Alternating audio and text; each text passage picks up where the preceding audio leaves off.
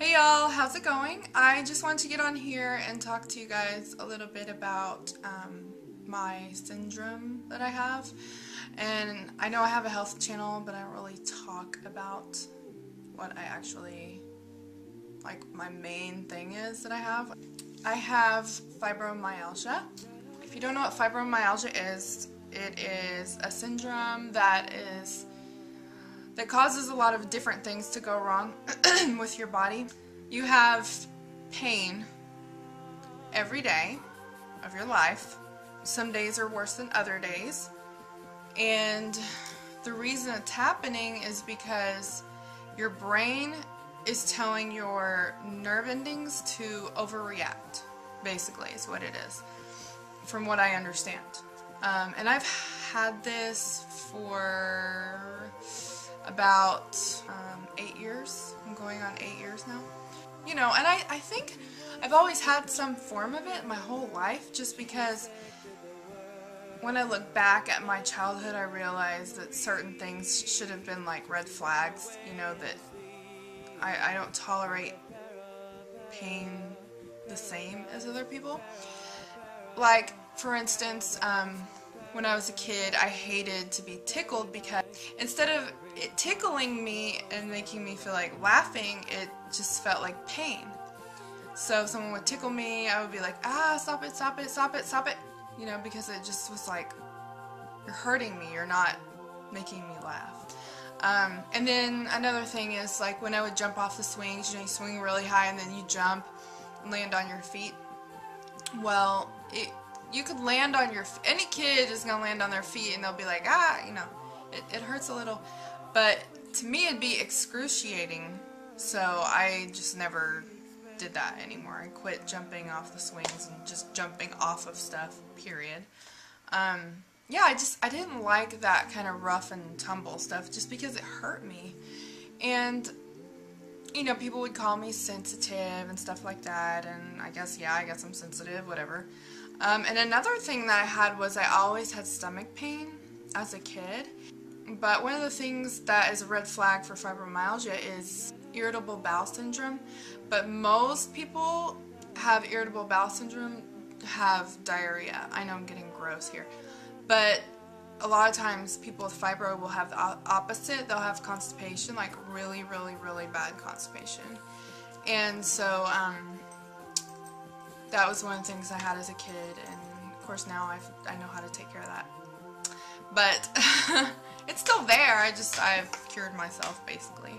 I have a video about that. It's my very first video on this channel, and it's called Having Trouble Going.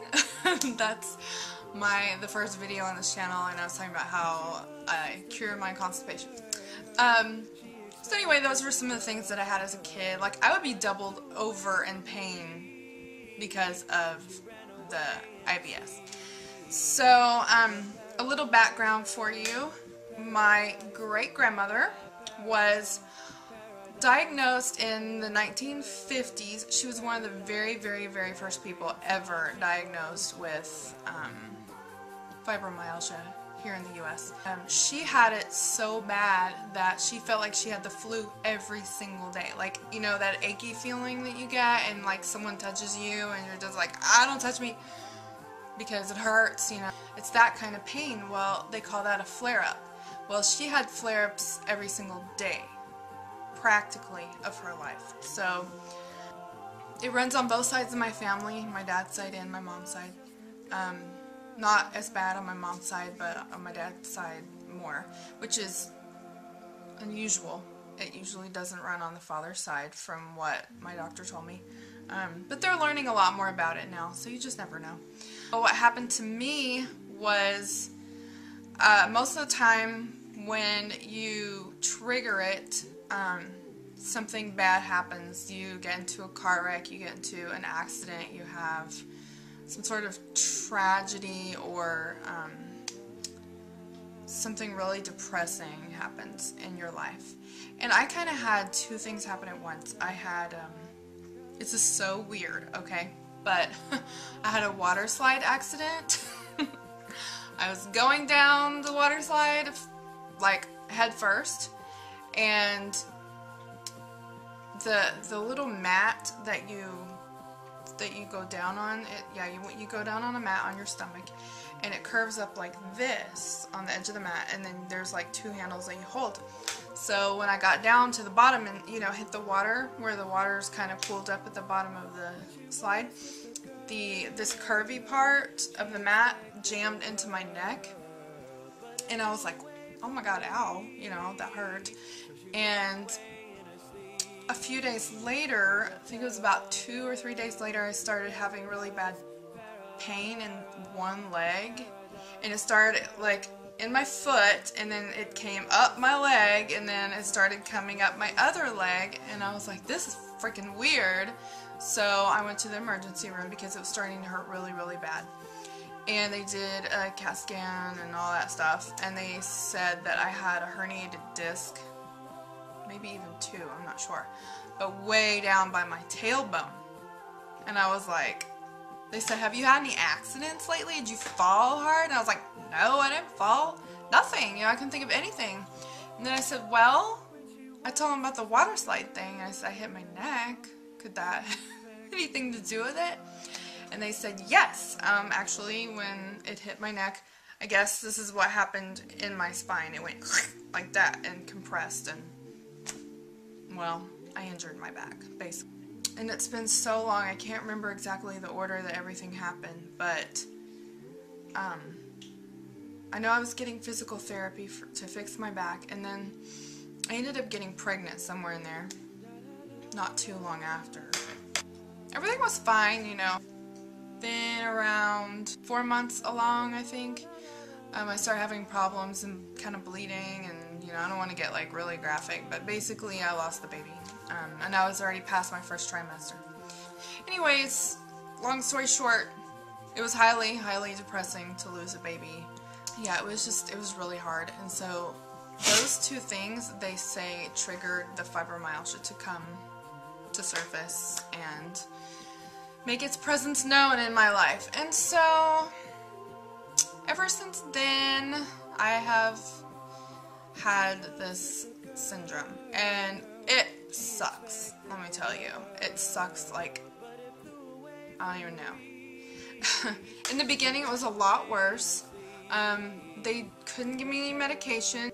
Right before, like a year before all this happened, I had woken up one night and I was numb on the right side of my body, like I'd had a stroke. And so, of course, we called 911, and I'm flipping out because, you know, oh my god, I'm numb on my right side. Like my leg, my arm, my speech was messed up. I don't know if anyone saw this girl that she was doing a newscast, and she started speaking all weird, and it was because she had this problem that I had. And what it was it wasn't a stroke, it was called, they told me, they came into the room, they said, you had a migraine, and I said, no I didn't have a migraine. So yes you did, you had, it's called hemiplegic migraine, or complicated migraine. And so, I didn't have a stroke, or anything like even close to that. It's just that this migraine, it causes, you know, the blood vessels in a migraine, they either close tight or they open up, and so mine opened up. The blood vessel opened up and put pressure on the part of the brain that sends the signals to this side of the body to move. So, like, I lost movement on my right side. So that happened, and then the next year I lost the baby. I had the water slide accident, and that set off my fibro. And so now, in the beginning it was really, really bad. I would be in pain all the time, you know, every day. I would wake up and like aching everywhere, and just, it sucked. Especially my back would hurt a lot, like just right underneath the skin. It's awful. It's like, it feels like you have bruises and everywhere, and people, when they touch you or they, you know, they hit you or something, you're like, see, I just hurt myself. But yeah, I don't have a bruise or anything. And it's like, if people want to play punch, or, you know, just play with you, it hurts, and you're like, what the hell, you know? So, that's the main symptom, and then there's like everything else that goes with it. Stomach problems are one of the main things that people have. Yeah, I have the thing I told you about earlier. I have acid reflux. You get the weirdest pains, and like, you know, your thigh will start hurting, and you're like, hello, I didn't hurt my thigh, you know. Sometimes your bones will hurt. Your what are these things called? My knuckles used to hurt really bad if the barometric pressure drops or goes up. It's usually, though, when it drops a lot, my body will start to ache really bad. You have to figure out like what you need to do for yourself.